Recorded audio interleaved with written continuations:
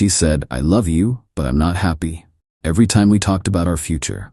Finally, I said, "Life's too short to be unhappy." I ended things the next day. She kept texting that she didn't mean it like that, but I knew she did. I, 29 male, never thought I'd be writing one of these. But here we are at 2:47 a.m. and I need to get this off my chest before I lose my mind. Sarah and I had been together for 6 years. Met in college, moved in together after graduation, the whole 9 yards. Everyone thought we were perfect. Hell, I thought we were perfect. Until about 8 months ago when she started saying it. "I love you, but I'm not happy." First time she said it, we were looking at engagement rings online. I'd saved up for months, had the browser tabs open, asking her preferences. She glanced at the screen, sighed, and dropped that bomb. "What do you mean?" I asked. "Nothing, just, I don't know. Forget it." But she kept saying it. Every single time we talked about the future. Looking at houses, "I love you, but I'm not happy." Planning a vacation for next year? Same thing. My sister's wedding where everyone kept asking when we'd tie the knot? You guessed it. I tried everything. Couples therapy. She went twice, then said it wasn't helping. Date nights, surprises, talking, not talking, space, no space, nothing worked. Then 3 weeks ago, I found out why she wasn't happy. Her phone buzzed while she was in the shower. A Venmo notification from someone named Derek C. The message? "For last night, worth every penny as always." My stomach dropped. I knew I shouldn't, but I went to the Venmo app. His feed was public. A classic move for a guy trying to look popular and in demand, I guess. I scrolled through. Derek C. to Sarah. Every week, sometimes twice, all with late-night timestamps and cryptic messages. "Thanks for everything. Can't wait for next time. You're amazing." My search history became a deep dive into this guy's digital footprint. It was all there, hidden in plain sight. When she came out of the shower, I was sitting on the bed, trying to keep my hands from shaking. "Who's Derek?" She froze, just for a second, then laughed. "Oh, from work. We grab drinks sometimes with the team." "Every week?" "Not every week." "Why are you being weird?" Classic deflection. I'd learn later this was her go-to move. I let it go, but I didn't forget. Started paying attention. Late nights at work, new lingerie that never made an appearance in our bedroom, sudden interest in yoga classes that required very specific workout clothes, the way she'd angle her phone away when texting. 2 weeks ago, she did it again. We were at dinner, talking about renewing our lease. "I love you, but you're not happy. I know." She looked surprised. "I'm just going through something." "For 8 months? Why are you being like this?" "Like what?" "Concerned that my girlfriend of 6 years tells me she's unhappy every time we discuss our future but won't tell me why?" She started crying. Real tears. I felt like an ass. Reached for her hand. She pulled away. "Maybe we need a break," she said. Those words hit different when you've been sharing a bed with someone for 4 years. But you know what?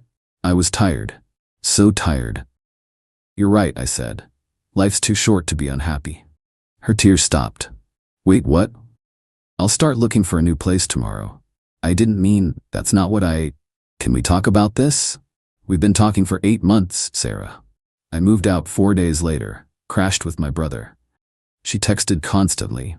"You misunderstood. I didn't mean it like that. Can we please talk? I love you. Please come home." But here's where it gets interesting. Remember Derek? Turns out he's not from her work. He's her personal trainer. The one she'd been seeing for private sessions because the gym was too crowded. The one she paid $200 a week for specialized training. How do I know? Because Derek's girlfriend reached out to me yesterday. Yeah, his girlfriend. She found my Instagram through Sarah's tags, sent me screenshots, their texts, the photos, the videos, 8 months of training. 8 months of, "I love you but I'm not happy." 8 months of making me feel like I was the problem. The girlfriend and I compared notes. The late night, work drinks, training sessions at Derek's apartment. The yoga classes, more Derek. The weekend she visited her sick mom, beach trip with Derek. But here's the kicker. Sarah wasn't Derek's only client getting specialized training. The girlfriend found at least 3 others, all paying premium prices. All thinking they were special. So what did I do with this information? Nothing dramatic, nothing illegal, just the truth. I forwarded everything to Sarah. Every screenshot, every photo, every message where Derek was calling her babe while texting another client the same thing an hour later. Her response, "This isn't what it looks like." I laughed, actually laughed. "I didn't sleep with him," she wrote. "It was just flirting. I was confused. You were pressuring me about the future." Sarah, there's literally a video. "You don't understand. I was trying to figure out what I wanted. Well, now you can figure it out with Derek. Oh wait, he's got 3 other clients to help with that too." She called 37 times that night. I blocked her on the 38th. But we're not done yet. See, we'd been living together for 4 years. Joint bank account for shared expenses. Lease in both our names. Car insurance together for that sweet discount. The works. I did everything by the book. Removed myself from the lease, thank God for understanding landlords. Separated the finances. Even left her the couch she picked out, because I'm not that petty. What I didn't do, tell our friend group, or her family, or anyone really. Just moved out quietly and started rebuilding. She did that herself, told everyone I abandoned her, that I couldn't handle her needing space, that I was controlling and jealous. Poor Sarah, right? Until Derek's girlfriend decided she'd had enough and went scorched earth. Posted everything in the neighborhood Facebook group, the one with 5,000 members, the one where Sarah's mom is an admin. Warning, local personal trainer Derek C. running romance scam. The post went viral. Local news picked it up. Turns out Derek wasn't even certified. Just a guy with abs and a good smile charging desperate women premium prices for attention and affection. The girlfriend's words, not mine. Sarah's mom called me yesterday, apologizing. Said Sarah told her I was the one who cheated, that I was emotionally abusive, that I was the reason she was seeking comfort elsewhere. "Mrs. Patterson, I'm not going to badmouth your daughter, but I think you should ask her about the money she spent on personal training in the last 8 months. Silence. Check her Venmo history, it's public. More silence. "I'm so sorry, honey." Don't be. Life's too short to be unhappy, right? Update 1. Things got worse. It's been a week since I posted this. Thought that was the end of it. I was wrong. Sarah showed up at my brother's place at 3 a.m., drunk and crying, banging on the door, screaming my name. The neighbors called the cops. I went outside to talk to her before they arrived. "Big mistake. You ruined my life," she slurred. "Everyone knows my mom won't talk to me. I got fired." "You got fired?" Someone sent the Facebook post and the news article to my boss. Said my conduct was a serious ethical concern. My job is in finance. They said the optics of financial deception were a problem. I felt bad for exactly 2 seconds. Then I remembered the 8 months of "I love you but I'm not happy." "Sarah, you need to go home." "I am home. You're my home." The cops arrived. Gave her a warning for disturbing the peace. My brother drove her back to the apartment because I'm not a complete monster. But before she left, she said something that chilled me.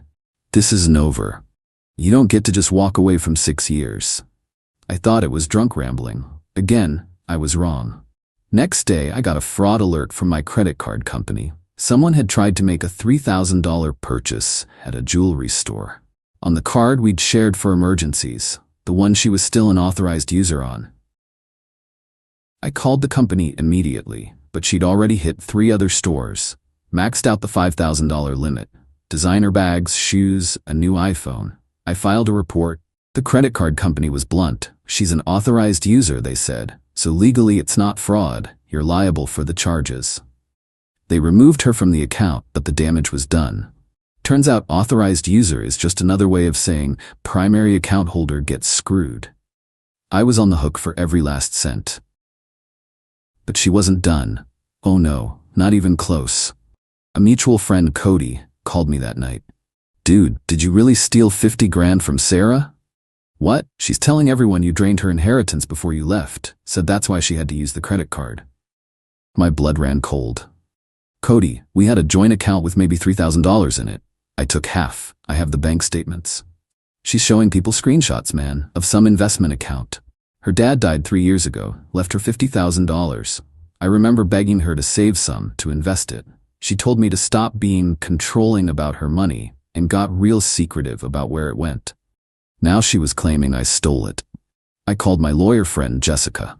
Explained everything. "She's building a narrative," Jessica said, "making you look financially abusive. probably setting up for a civil suit. For money that doesn't exist? Doesn't matter if she can make people believe it did. What do? Document. Everything. Every transaction, every text, every email. Start now. I spent the next 48 hours pulling receipts, bank statements going back 3 years, Venmo history, credit card records, found some interesting things, like the $1,200 she sent to someone named Crystal S. with the message, "Thanks, babe," 2 years ago, or the cash withdrawals every Friday night when she was supposedly at book club, or the separate savings account I didn't know about with $15,000 in it. Yeah, she had money. Just not the money she claimed I stole. But the real kicker? I found the receipts for her dad's life insurance. Not all of it, but enough, including payments to Derek's fitness company that started over a year ago. Not 8 months. A full year. She'd been seeing him long before she even started telling me she was unhappy. The unhappiness was just part of the script. I sent everything to Jessica. She laughed. Actually laughed. "She's been planning this for a while," she said. "But she's sloppy. This is good. Keep it all." Meanwhile, Sarah was scorching earth on social media. Facebook posts about surviving financial abuse, Instagram stories about starting over with nothing. Even a GoFundMe that raised $500 before someone reported it. Derek? Radio silent. Apparently fled town when the news story broke, left his girlfriend and all his clients hanging. But Sarah found a new angle. Started posting old photos of us with captions like, "I miss when things were simple," and "Some people change and not for the better." My phone blew up. Friends asking if I was okay, if we were getting back together, if I'd come to my senses. I posted nothing, said nothing. Just watched her spiral. Update 2. It's been 3 weeks since the last update. Buckle up, because this gets wild. I'd been living peacefully at my brother's place. New job lined up. Therapy twice a week, highly recommend. Even went on a date, disaster, but that's progress. I thought Sarah had finally moved on. Then her mom called. "We need to talk, in person, today." Mrs. Patterson had always been like a second mom to me, so I met her at a coffee shop downtown. She looked exhausted, aged 10 years and 3 weeks. She slid an envelope across the table. "What's this?" "Open it." Inside were screenshots. Texts between Sarah and someone named Marcus. Dated a year and a half ago. "I can't keep doing this," Sarah had written. "He's getting suspicious. Just a little longer, baby. Once we have the money from my divorce, we can start fresh. Just you and me. What if he finds out about the account?" "He won't. You're too smart for that." I looked up at Mrs. Patterson. She was crying. "There's more," she said. Turns out Marcus was Sarah's ex from college. The one who broke her heart and made her trust issues worse. The one she'd sworn she'd never talk to again. They'd been planning to leave together for almost 2 years. The separate account I'd found? Their escape fund. Derek? He was a distraction, a cover story for her absences and a way to launder cash withdrawals. The "I'm not happy" comments, setting the stage for her grand exit. "How did you find this?" "She left her old laptop at my house. I was going to sell it. Found everything." "Why are you showing me?" She dabbed her eyes. "Because she's my daughter, and I love her. But what she did to you, what she's trying to do, it's wrong. I love her enough to not let her become this person." Mrs. Patterson. "There's more. Marcus is married." Of course he was. Has been for 3 years. Has a kid. Sarah knows. She doesn't care. They were planning to run once his divorce was final, which was supposed to be last month. But his wife found out, about Sarah, about everything. She's not just giving him a divorce, she's taking him for everything. I almost felt bad for Sarah. Almost. "So Sarah's stuck," I said. "Worse. She owes Marcus. Remember her inheritance? She gave it to him to invest for their future. He lost it all in crypto." I laughed. I couldn't help it. The irony. "That's why she's saying you stole it," Mrs. Patterson continued. "She needs someone to blame, someone to sue, someone to pay for her catastrophic mistakes." "And you're telling me this why?" "Because she's planning to take you to court. She hired a lawyer, a real one. She's going to claim emotional and financial abuse, try to get a settlement." "With what evidence?" "She's been creating it. Fake text conversations, edited bank statements, even got some friends to write affidavits about your controlling behavior." My coffee went cold. This was serious. "I have a lawyer," I said. "Good. You'll need one. But that's not why I asked you here."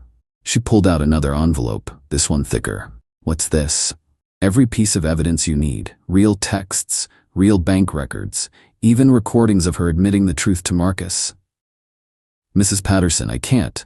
Yes, you can, and you will. My daughter needs to learn that actions have consequences, and you were the best thing that ever happened to her. She just couldn't see it. I took the envelope, felt its weight, 6 years reduced to paper and pixels. Thank you, I said. Don't thank me yet. She knows I have this. She knows I'm talking to you. She's going to come for both of us now. She was right. That night, Sarah posted on Facebook a long, rambling message about toxic family members and parents who choose sides, and blood isn't always thicker than water. She'd thrown her own mother under the bus. But remember Jessica, my lawyer friend? She was ready. We filed for a protective order, citing the harassment at my brother's house and the clear evidence of her intent to fabricate a case against me. The judge took one look at the fake texts Sarah had created, where I supposedly threatened her, compared to the real ones, where she was planning to fleece me, and granted it immediately. Sarah was served at her gym, in front of everyone, including her new personal trainer. Yeah, she'd already found a replacement for Derek. Update 3, the final update. It's been 2 months since everything exploded. 2 months since I said life's too short to be unhappy, and meant it. Here's where everyone ended up. The civil suit? Dismissed. Sarah's lawyer dropped her after seeing our evidence. Apparently, fabricating evidence is frowned upon in legal circles. Who knew? She tried to represent herself, showed up to court in a dress I'd bought her for our anniversary, cried through her entire statement, claimed I was manipulating the narrative and had turned everyone against her. The judge asked for evidence. She presented the fake texts, we presented the real ones, including one where she literally wrote to Marcus, "I'll make him look like an abuser. Who are they going to believe? The crying woman or the angry ex?" Case closed, literally. But the real karma came from Marcus's wife. Remember her? The one not just giving him a divorce? Well, her lawyer used the evidence of the affair to get a massive settlement. Then she threatened Sarah with an alienation of affection lawsuit, which is still a thing in our state. To avoid being dragged through another public humiliation, Sarah agreed to a settlement. She's paying Marcus's ex-wife for her role in destroying their marriage. With what money? Good question. She sold her car. And that designer stuff she'd bought on my credit card? She had to sell that too. After her mom found out I was on the hook for the $5,000, she gave me the cash and told Sarah she now owed her. Sarah's working 2 jobs to pay it all back. She even had to move back in with her mom, who, saint that she is, couldn't let her be homeless but is making her live under a strict regimen of therapy and accountability. Derek? Still MIA. Though I heard through the grapevine he's in Florida running the same scam. Some people never learn. Mrs. Patterson and I still talk. She apologizes every time, like Sarah's choices were somehow her fault. I tell her the same thing. You're a good mom. You love her enough to hold her accountable. And me? I'm good. Better than good, actually. Got that new job, found a great apartment, even dated a bit. Still disasters, but improving. Therapy's going well. Learned a lot about red flags and boundaries and trusting my gut. Funny thing about being falsely accused of financial abuse, it makes you hyper-aware of your finances. I started budgeting, investing, actually planning for the future. Turns out when you're not spending $500 a month on someone else's happiness, you can save quite a bit. Plus, I finally paid off that $5,000 credit card bill from her revenge shopping spree. Sarah still texts sometimes, from different numbers. The protective order is still in effect. The messages range from "I'm sorry" to "you ruined my life" to "can we talk" to "I still love you." I don't respond, but I do screenshot. Jessica says to keep everything, just in case. Last week, a mutual friend sent me a screenshot of Sarah's dating profile. She's 29, entrepreneur, she sells MLM shampoo now. Looking for something real with someone who understands loyalty. The audacity. But here's the thing. I'm not angry anymore. Not bitter. Not even sad. Just free. 6 years is a long time to spend with someone who was planning their exit for 2 of them. But it's also a hell of a lesson. Red flags I ignored. The ex who was crazy, but she still had saved in her phone. The separate friend groups she kept me away from. The way she'd accuse me of things she was doing. The constant need for validation from other men. The way she'd rewrite history to make herself the victim. Green flags. I'll look for next time. Consistency between words and actions. Financial transparency. Respect for boundaries. The ability to be happy alone. Actual communication instead of cryptic complaints. To anyone reading this going through something similar, document everything. Trust your gut. Don't let someone make you feel crazy for asking questions. And remember, when someone tells you they're not happy but won't tell you why, they might already have one foot out the door. Life really is too short to be unhappy. But it's also too short to be someone else's placeholder while they plan their escape. Sarah, if you're reading this, and I know you are, you still check my Reddit, I hope you find whatever it is you're looking for. But more importantly, I hope you figure out who you are when you're not playing a role for someone else. And to Derek's next clients, in Florida, check if he's actually certified. Ask for references, and maybe Google his name first. As for me, I'm taking myself to dinner tonight. Nice place, celebrating 3 months of freedom and my finally recovered credit score. Cheers to new beginnings, and to dodging bullets dressed as soulmates.